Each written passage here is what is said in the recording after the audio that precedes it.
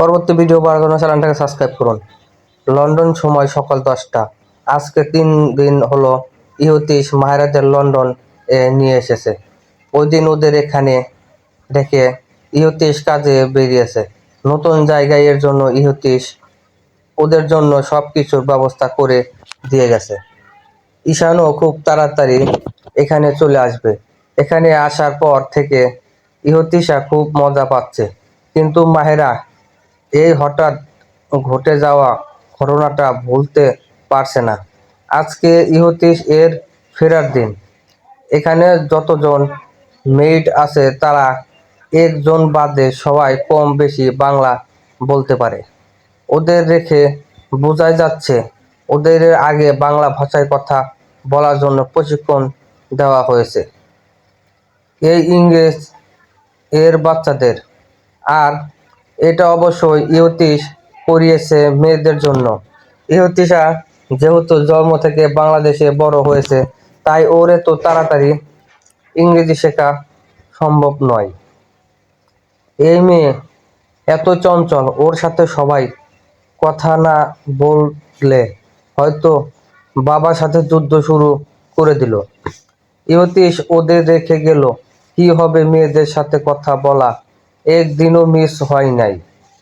প্রথম দিন যখন ইহুতিশা বাবার সাথে কথা বলেছিল, সেদিন বলেছিল, বাবাই এই আমাদের বাড়িতে আন্টি এগুলো এমন করে কথা কেন বলে? ইহুতিশা, কেমন করে কথা বলে পাখি? ইহুতিশ, এই তো আমার মতো করে সুন্দর করে কথা কেন বলে না? আর সারাক্ষণ আমাকে বেবি বলে। তুমি তাড়াতাড়ি এসো, ওদের কিছু করো। উফ, আমার আর ভাল লাগে না, যত সব জ্বালা। মেয়ের কথা শুনে ইহুতিশ ওই পাশ থেকে মুচকি হাসে। ইহুতিশ এর এই হাসি যদি ঈশান দেখতো, তাইলে তো আর কোনো কথাই ছিল। এমনভাবে এটাকে উপস্থাপন করতো যে আবার একটা ধমক ফাইনাল হবে। প্রতিদিন বাড়ির সবাইকে নিয়ে বাগানে খেলতে যায়, সেটা সকাল হোক কিংবা বিকেল।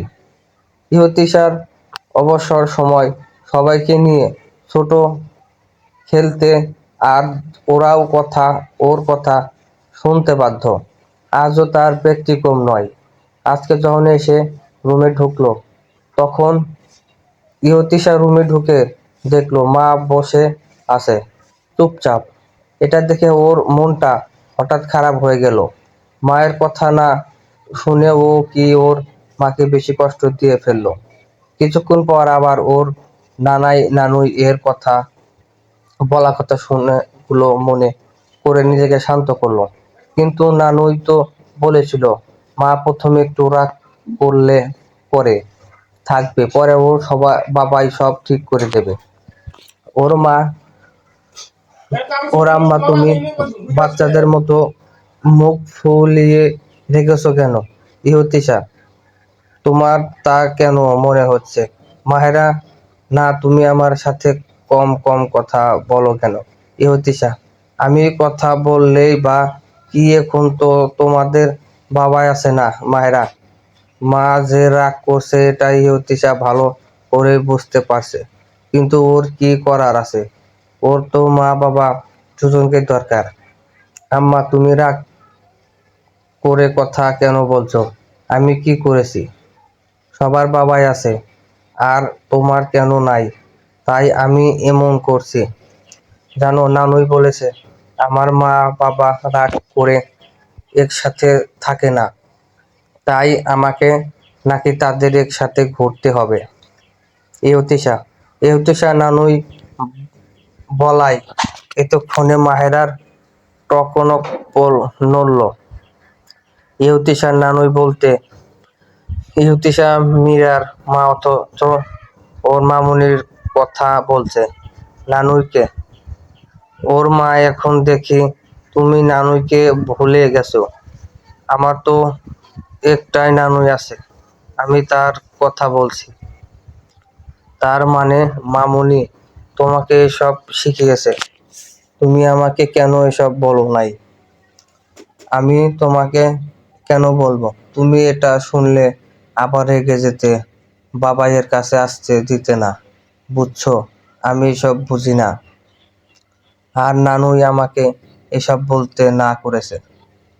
মেয়ের কথা শেষ হওয়ার সাথে সাথে মাহেরা ওর মামুনিকে ফোন লাগায়। কিছুক্ষণের মধ্যে মিসেস অহনা ফোন ধরে। এখন এখানে 10টা বাজে। সাধারণ হিসেব অনুযায়ী বাংলাদেশ এ বিকেল 4টা বাজে, তাই ওনার ফোন ধরতে তেমন কোনো সমস্যা হয় না। আর বিকেলটা অনেকের জন্য কিছুটা অবসর সময়। আসসালামু আলাইকুম মামুনি, কেমন আছো? আলহামদুলিল্লাহ ভালো। তুমি কেমন আছিস মা? ভালো। তুমি ভালো রাখার জন্য এত কিছু করলে আমি ভালো না থেকে পারি। ওনাকে কিছু বলতে না দিয়ে পুনরায় বলে উঠল, এটা কেন করলে মামুনি? তার মানে তুমি সব জেনে গেছিস, তাই তো? ইউতিস বলেছে। কি কিন্তু? না, সে এখন আমাদের সাথে নেই। তোমার চড়ুই বলেছে তুমি নাকি তাকে কত কিছু শিখালে, তা আমাকে কেন কিছু বললে না বা শিখালে না? মিসেস অহনা বুঝতে পেরেছেন যে ওনার মেয়েটা খুব অভিমান করেছে ওনার উপর, কিন্তু উনি কি করতেন সবার মতো স্বার্থপর হয়ে 3টা জীবন নষ্ট করতে? মারে, আমি জানি তুই এই গুলো শোনার পর অনেক কষ্ট পেয়েছিস, কিন্তু বিশ্বাস কর ছেলেটা তোকে খুব ভালোবাসে। হ্যাঁ, হয়তো সবার মতো না, ওর ইমোশন তুলে ধরতে পারে না, কিন্তু ও যে তোকে খুব বেশি ভালোবাসে সেটা আমি আর তোমার বাবা ভালো করে জানি। মিসেস অহনা হাসালে ভালোবাসা। উনি যদি আমাকে ভালোই বাসলেন তাহলে যা যা করেছেন সেগুলো কি ভালোবেসে বলেছিলেন মামুনি? উনি মাহেরার এমন প্রশ্ন শুনেও একটু থমকালেন না। এমন প্রশ্ন যে কখনো আসতে পারে তা ওর ধারণা ছিল। তুই আজকে যে ইয়তিশকে নিয়ে যে ভাবনাটা প্রকাশ করছিস তা হয়তো খুব তাড়াতাড়ি শেষ হবে থাকবে, কিন্তু যখন নিজের কাছে নিজেকে ছোট মনে হবে। আর শোন, আমি কিছুই তোকে বলছি না, তবে ইহুতিস তোকে কিছু বলতে চাইলে একবার শুনিস মা। এ পাশ থেকে মাহেরা কিছু বলছে না, ও চুপ করে বসে আছে। মিসেস অহনা মাহেরাকে চুপ থাকতে দেখে আবার বললেন, শোন, তোর আর ইহুতিসের কাহিনী কিন্তু একই। তুই যেমন ছোট থেকে সাফার করেছিস, ঠিক ইহুতিসও একইভাবে দিনের পর দিন মা বাবাকে একটু কাছে পাওয়ার জন্য ব্যাকুল ছিল। তোর ক্ষেত্রে তোর মা বাবা তাদের স্বার্থের জন্য তোকে ছেড়েছে, আর ইউতিস এর মা বাবা তাদের নিজেদের সময় দিতে গিয়ে ওর শৈশব নষ্ট করেছে। তোর পরিবার তোকে ছেড়ে গিয়ে আর ওর পরিবার সবসময় ওর কথা না ভেবে তাদের ইচ্ছে ওর ওপর চাপিয়ে দিয়েছে। তোর খারাপ সময় প্রথমে তোর দাদি, পরে আমাকে পেয়েছিলি, সবশেষে আমি আর তোর দাদু তোর জন্য ছিলাম, তোকে আগলে রাখার জন্য। কিন্তু ওই ছেলেটা শুধু ত্যাগ করেছে, হারিয়েছে। ওর হারানোর পর কাউকে আঁকড়ে ধরে বাঁচতে পারে না, এটা মনে রাখিস। এই সব শোনার পর এতক্ষণে মায়েরা মুখ খুলল। তুমি ওই লোকটার সাফাই করছো? মাহেরা না, আমি কারো সাফাই গাইছি না তো। জানিস, ওই ছেলেটাকে আমি দুবার হাসতে দেখেছি। যেদিন তোদের আইনে কাছে স্বামী স্ত্রী হলি, আর যেই দিনও জানতে পারলো তুই মা হবি। মাহেরা ওর মামুনির কথা শুনে অবাক না হয়ে পারল না। তার মানে মামুনি এগুলো সব জানতো? মামুনি, তুমি আমার বিয়ের সম্পর্কে সব জানতে? হ্যাঁ, জানবো না কেন? আমি আর তোর বাবা আমার তোর সাক্ষী হিসেবে ছিলাম। আর ইহুতি সাহেব মায়ের পাশে বসে মুখ ফুলিয়ে পাশে, ওর তো দোষ নাই, সব দোষ ওর বাবাই আর নানুই। এরপর সব সত্যি কথা বলার পর ওর মা বাবা ওর সাথে স্বাভাবিকভাবে কথা বলছে না। মাহেরা প্লেনে ওঠার কিছুক্ষণ পরই ওর জ্ঞান ফিরেছে। ইহুতি প্রভাবশালী লোক হওয়ার মায়েরা অজ্ঞান হওয়া সত্ত্বেও কোনো সমস্যা হয় নাই। আরও সাথে তো ইহুতি পটল ওরফে পাখি তো ছিলই সাফাই দেওয়ার জন্য। এখানে আসার পথে মাহেরা পুরো চুপ ছিল। মায়েরা ইহুতিটার সাথে কথা না বলায়, কেঁদে উঠে একসাথে করায় মাহেরা মুখ খুলতে বাধ্য হয়েছে। তারপর থেকে কথা বলেও এর মাঝে কোনো স্বাভাবিকতা নেই। আর হবেই বা না কেন? এই লোকটা মানুষ, সব সময় সবার কাছে পুতুল হিসেবে পণ্য। এসব ভেবেই মাহেরা একটু পর পর চোখের পানি বিসর্জন দিচ্ছে। বেঁচে থাকার জন্য জোর করে একবার খায়। যতক্ষণ ইহুতিসকে বুঝতে না পারবে ততক্ষণ ওর কাছে এটা মনে হওয়া স্বাভাবিক কিছু নয়।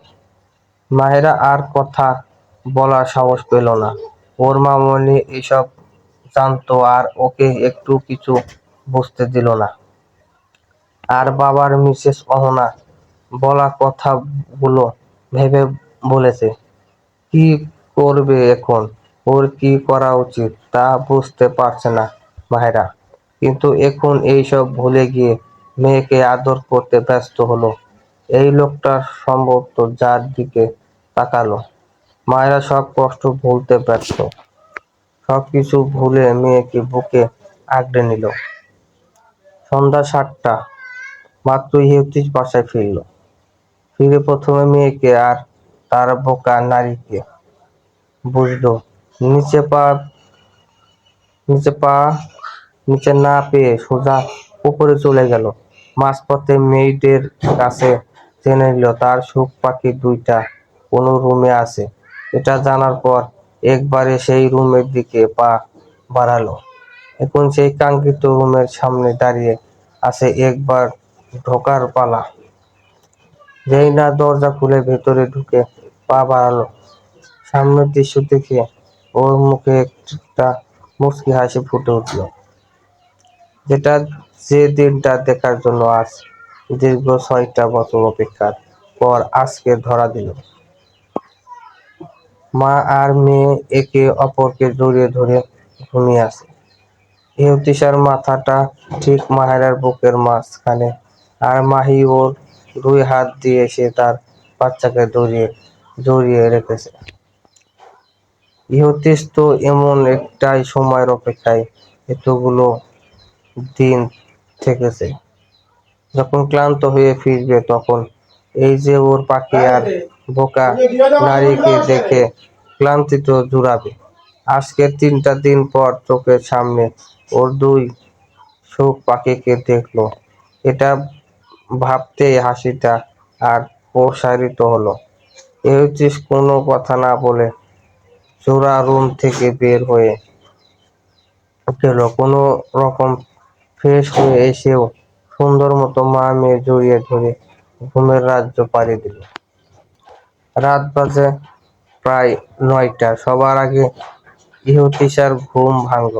ওকে 4টা হাত জড়িয়ে রেখেছে, তাই ওর ঘুমটা হালকা হয়ে গেল। ঘুম ঘুম অবস্থাতেই চোখ খুলল।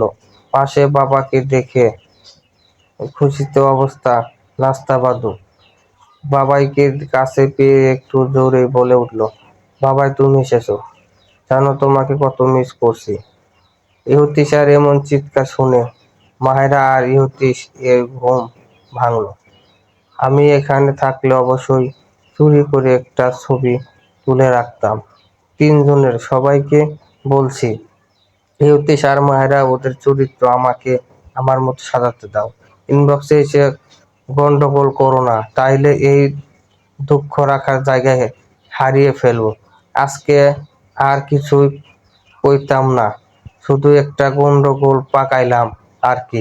সবাই ইয়া বড় মতামত জানাবে আর বলে যাও কার পক্ষে তোমার। এক ইহুতিশ, দুই মাহেরা, তিন আন্ডা বাচ্চা ইহুতিশা। নো চিটিং এভরিওয়ান, চলবে।